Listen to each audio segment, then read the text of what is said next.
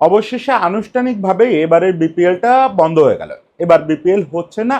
খোদ বিসিবি সভাপতি তামিম ইকবাল এটা অন্য একটা প্রেস কনফারেন্সে পরিষ্কার করে দিয়েছেন যে এভাবে তাড়াহুড়ো করে তিনি বিপিএল করতে চান না। এই কথাটা বেশ কিছুদিন ধরেই তিনি বলতেছিলেন যে তাড়াহুড়া করে জোড়াতালি দিয়ে বিপিএল করার পক্ষে তিনি না। তিনি সময় নিয়ে ভালো বিনিয়োগকারী দেখে ভালো ফ্রাঞ্চাইজি বিক্রি করে যাতে নিরাপদ এবং বিতর্কমুক্ত একটা আয়োজন করা যায় সেভাবে বিপিএল করতে চান। সেটার জন্য যদি সময় নিতে হয় তাই নেবেন। ইটস ওকে, আমরা সবাই আসলে এটাই চাচ্ছিলাম, অনেকদিন ধরে চাচ্ছিলাম। বিপিএলটা তো আসলে আমাদের জাতীয় গর্ব হওয়ার কথা ছিল, জাতীয় উৎসব হওয়ার কথা ছিল। সেটা আসলে গত কয়েক বছর ধরে, এটা এমন না যে গত 2 বছর বা গত 4 বছর, এটা গত 5-7 বছর ধরে বা তারও বেশি সময় ধরে আমাদের একটা জাতীয় লজ্জায় পরিণত হয়েছে। এটা পৃথিবীর যে জায়গায় আপনি যাবেন, যে জায়গায় ক্রিকেট নিয়ে কথা হয়, ফ্রাঞ্চাইজি ক্রিকেট নিয়ে কথা হয়, সেখানে বিপিএল নিয়ে হাসাহাসি হয়।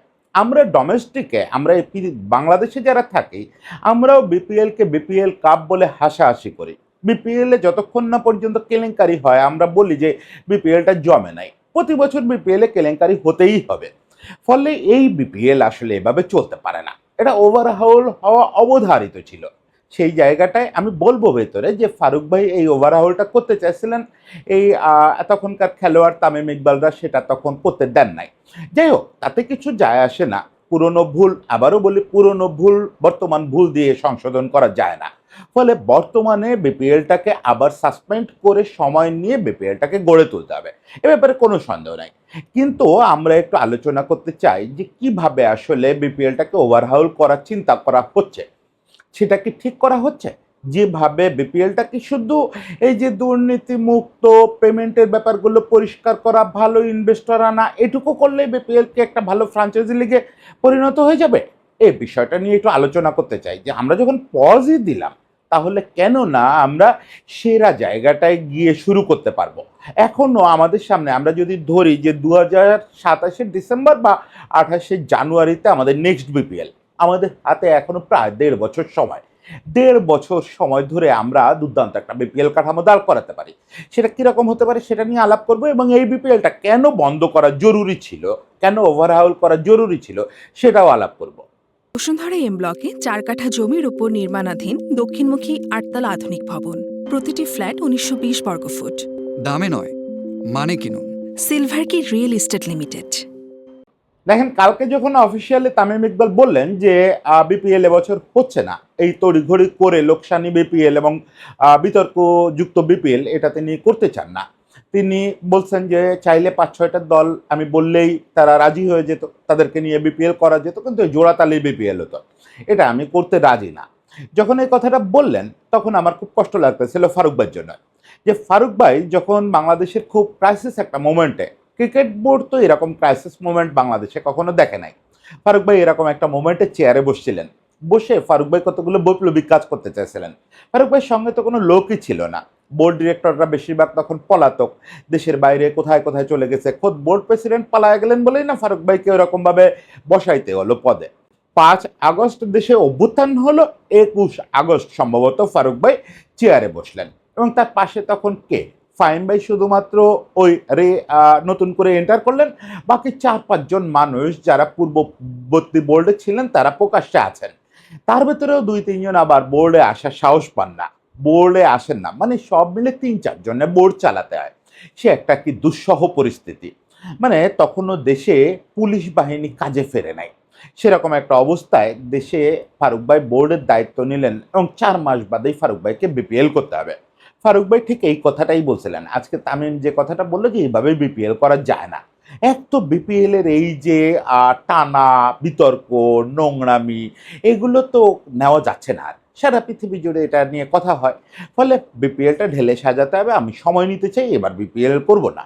পরে এই তামিম ইকবাল সহ ন্যাশনাল টিমের খেলোয়াড়রা ওখানে গিয়ে ফারুক ভাইয়ের সঙ্গে কথাবার্তা বললেন, দিন দরবার করে ফারুক ভাইকে কনভিন্স করলেন যে বিপিএল এবছর করতেই হবে, যে কোনো মূল্যে বিপিএল করতে হবে, তা নাহলে খেলোয়াড়দের রুটি রুজিতে আঘাত পড়বে। শেষ পর্যন্ত উনি একটা বিপিএল করলেন মাত্র 4 মাসের মাথায়। কিভাবে যে লোকটা বিপিএল করলো আমি জানি না। ইট ওয়াজ অ্যাবসার্ড। এবং ওই যে টাইমটা যদি আপনি মাথায় রাখেন, কোনো বোর্ড ডিরেক্টর নাই তার কাছে, কিছু নাই, বোর্ডই চলে না ঠিক মতো।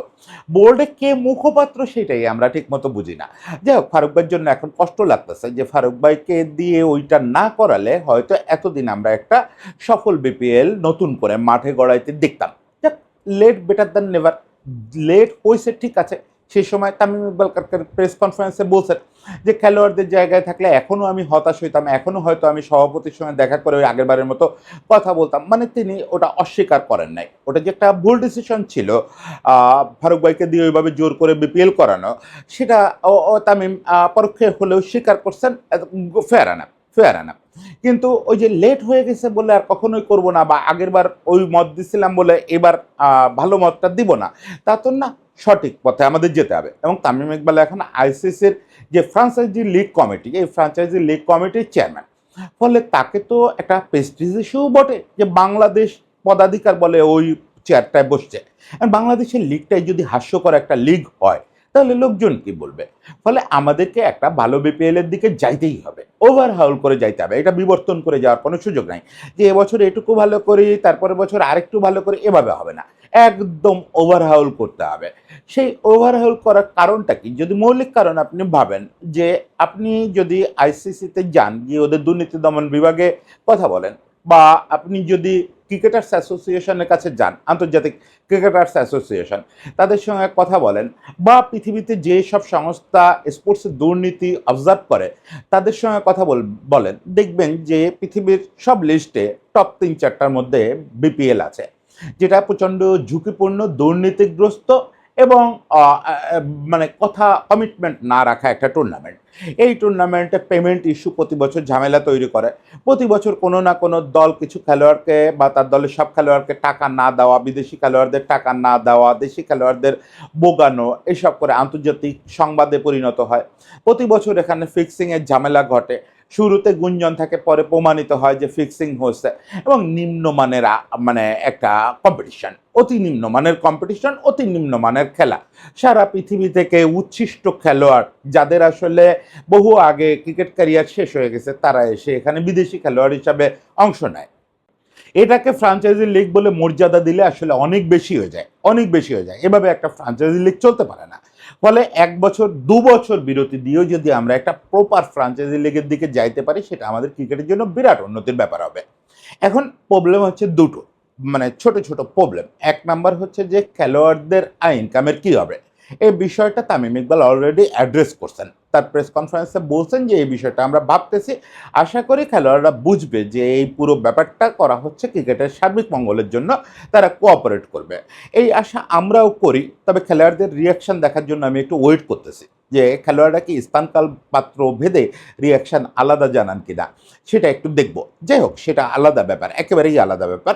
কিন্তু খেলোয়াড়দেরকে এটা বুঝতে হবে আসলে। আর আমি খুবই একটু নিষ্ঠুরভাবে বলি, বিপিএলে যতজন বাংলাদেশি ক্রিকেটার খেলেন, তারা কেউ বিপিএলই তাদের একমাত্র রুটি রুজি, বিপিএল না হলে তারা পেটে ভাতে মরবেন, ওরকম পরিস্থিতি কিন্তু না। যতটা বলা হয় ততটা না। এখানে বিপিএল এর সঙ্গে ঢাকা লিগকে আপনারা আলাদা করতে পারতে হবে। বিপিএল এ সব মিলে ৬টা দল হলে কতজন খেলোয়াড় খেলে? ১২০ জন খেলোয়াড়। এর ভিতরে ৪০ জনের মতো আসে বিদেশ থেকে, ৮০ জন দেশি খেলোয়াড় খেলে। এই যে ৮০ জন, এরা অলরেডি ভালো পেইড ক্রিকেটার। এরা বিসিবি থেকে, ঢাকা লিগ থেকে নানাভাবে এরা দেশের শীর্ষ পেইড ক্রিকেটার। বাংলাদেশে ৮০ জনের বেশি ক্রিকেটার নানাভাবে পেইড হয়। এরা বেশ ভালো জীবনযাপন করেন। আমি ঈর্ষা করতেছি না বা এদের বলতেছি না যে যথেষ্ট আয় করে ফেলছেন আর করেন না, কিন্তু এরা ১ বছর বিপিএল এর আয় না হলে চলতে পারবে না, এরকম কেউ না। এর ভিতরে এরকম ১-২ জন খেলোয়াড় থাকতে পারে যারা ওই সারপ্রাইজ কেস হিসাবে বিপিএল এর ডাক পায়, সেটা বিসিবি তাদের চাইলে কম্পেনসেট করতেও পারে। যে ৩ জন খেলোয়াড় আছে যারা এবার বিপিএল খেলতো কিন্তু তাদের আসলে অন্য কোনো আয় নাই, ওকে, ওটা বিসিবি গোপনে কম্পেনসেট করে দিতে পারে, এটা খুব বড় কোনো ইস্যু না। বাকি যারা তারা ক্রিম লেভেলের খেলোয়াড়, এদের ১ বছরের বিপিএল এর আয় না হলে কিছু যায় আসবে না। এটা ঢাকা লিগ না যে এখানে পেটে ভাতে চলা ক্রিকেটাররা সুযোগ পায়, তারা এখানে আসেই না। এটা যেহেতু একবারে এলিট টুর্নামেন্ট, এই টুর্নামেন্টে যারা খেলে তারাও এলিট, তারা পয়সার দিক থেকেও এলিট। ফলে আমি মনে করি না খেলোয়াড়দের টাকা পয়সার দিক থেকে খুব বড় কোনো সে থাকা উচিত। ২ নাম্বার হচ্ছে ক্রিকেটটা একটা বড় ব্যাপার হয়ে দাঁড়াবে। আমাদের তো কোনো এলিট T20 টুর্নামেন্ট নাই, একটা এনসিএল টি-20 আছে, সেটা মানে আমাদের ওই অর্থে এলিট টুর্নামেন্ট না, এটা একটু লোয়ার টায়ার টুর্নামেন্ট হিসাবেই আছে। এখন আমাদের একটা এলিট টি-20 টুর্নামেন্ট লাগবে। এমনিতেই বিপিএল থাকলেও আমাদের আরও এলিট টি-20 টুর্নামেন্ট লাগবে, যেটা পৃথিবীর অন্যান্য টেস্ট প্লেয়িং নেশনে আছে। কারণ কখনো ফ্রাঞ্চাইজি লিগ আপনার দেশে ডোমেস্টিক এলিট টি-20 টুর্নামেন্ট হতে পারে না। এই ডিফারেন্সিয়েটটাই আমরা এই কয় বছরে করতে পারি নাই। আমরা একই সঙ্গে বিপিএলকে বলি যে এটা আমাদের এলিট টুর্নামেন্ট, আবার এটাই আমাদের ফ্রাঞ্চাইজি টুর্নামেন্ট। এটা পৃথিবীর কোথাও নাই। ইন্ডিয়া যে পৃথিবীর সবচেয়ে বড় ফ্রাঞ্চাইজি লিগ চালায়, তাদেরও সবচেয়ে বড় এলিট টুর্নামেন্ট এটা না। তাদের ঘরোয়া এলিট টি-20 টুর্নামেন্ট আলাদা, যেখান থেকে খেলোয়াড় প্রডিউস হবে। তো আমাদের ওরকম একটা টুর্নামেন্ট এমনিতেই করতে হবে। আমাদের একটা এলিট টি-20 টুর্নামেন্ট করতে হবে, যেটা ঘরোয়া টি-20 টুর্নামেন্ট হবে, যেটা দিয়ে আমাদের খেলোয়াড় প্রডিউস হবে। তো সেই টুর্নামেন্টটা সেটা এই মুহূর্তে খুব জরুরি। এই বিপিএল এর সময়টাই যত যাই বলি, ওই 70-80টা খেলোয়াড় হলেও তো একটা টপ নচ প্র্যাকটিসে থাকে। খেলার মান খারাপ হয়, অমুক তমুক, ঠিক আছে, কিন্তু শেষ পর্যন্ত বিশ্ববারে খেলা তো হয়, উইকেটে বল তো করতে হয়।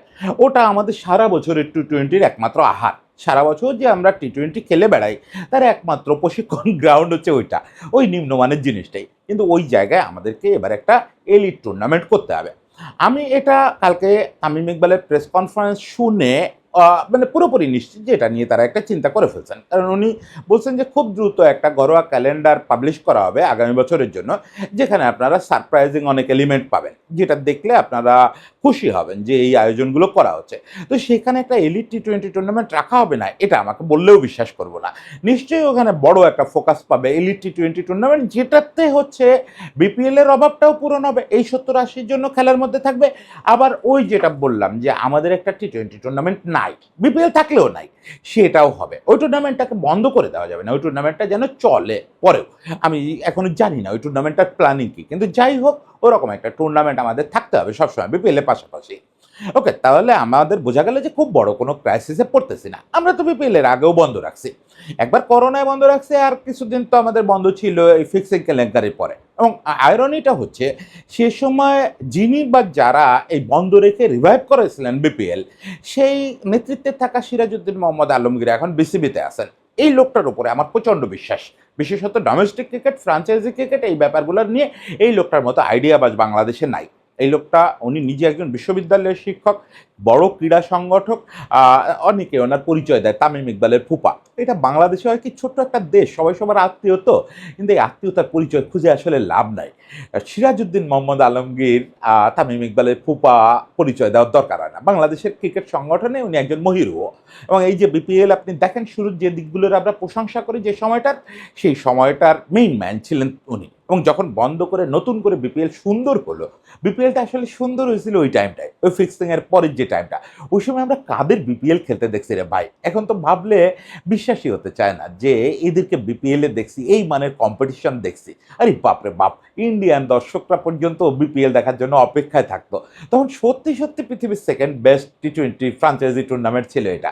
ওটা সিরাজউদ্দিন মোহাম্মদ আলমগীর করছিলেন, তার আরও অনেক প্ল্যান ছিল, আমি জানতাম, ওই সময় তার সঙ্গে কথা হতো, পরেও কথা হতো।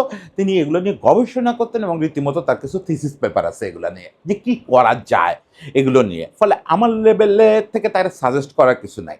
আই থিঙ্ক এই পজটা আমাদের জন্য খুব উপকারী হতে পারে, যদি এখানে ওনার ব্রেনটা থাকে। আর না থাকার কোনো কারণ নেই, কারণ উনি বোর্ডে আছেন। এখন এই জায়গাটায় আমি একটা জিনিস আলমগীর ভাইকে এবং তামিম বোর্ড প্রেসিডেন্ট হিসাবে মিস্টার প্রেসিডেন্টকে বলবো, যে ব্যাপারটা শুধু রিফাইন করে ছেড়ে দিবেন না। যে বিতর্কগুলো হচ্ছে ওগুলো আপনারা বন্ধ করবেন না, এটা আমি জানি। পেমেন্ট ইস্যু নিয়ে যেসব ঝামেলা হচ্ছে এগুলো আপনারা বন্ধ করবেন। ফিক্সিং যাতে না হয় এগুলো আপনারা ঠেকাবেন। খেলোয়াড়রা যাতে একটা দীর্ঘস্থায়ী কাঠামো পায় এগুলো আপনারা নিশ্চিত করবেন।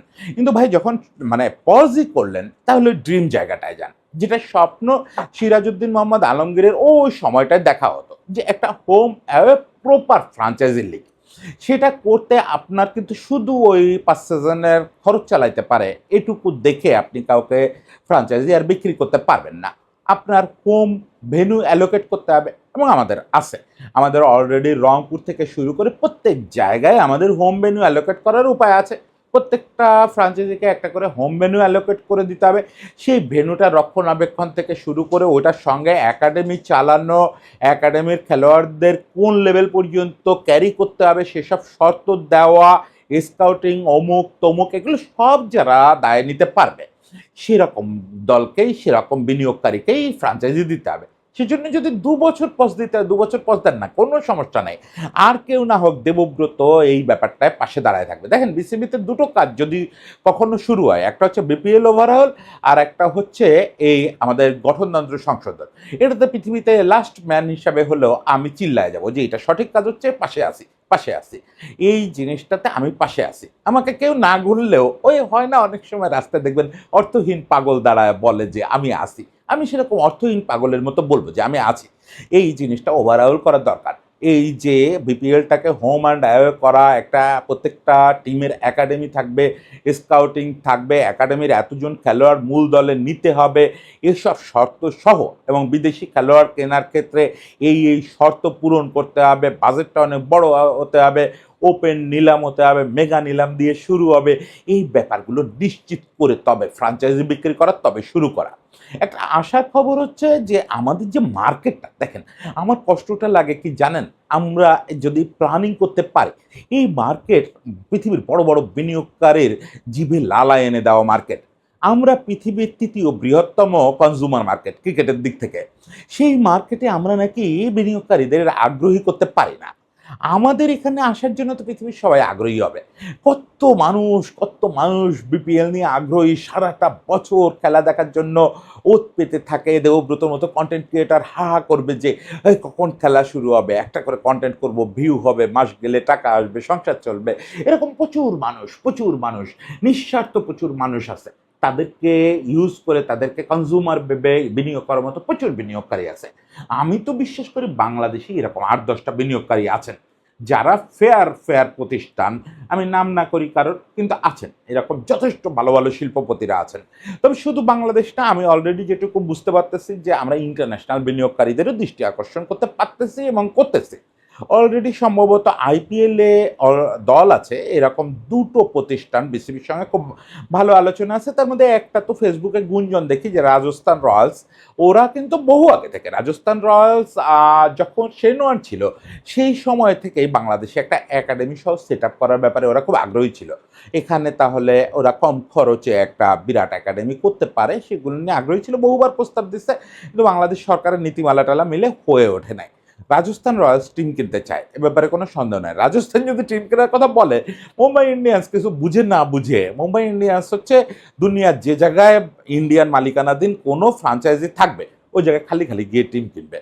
ফলে ৩টা টিম আমি দেখতে পাই। আপনি যদি রাজস্থান রয়্যালসের সঙ্গে নেগোসিয়েশন কমপ্লিট করতে পারেন, কেকেআর আর মুম্বাই ইন্ডিয়ান্স এরা খালি চলে আসবে।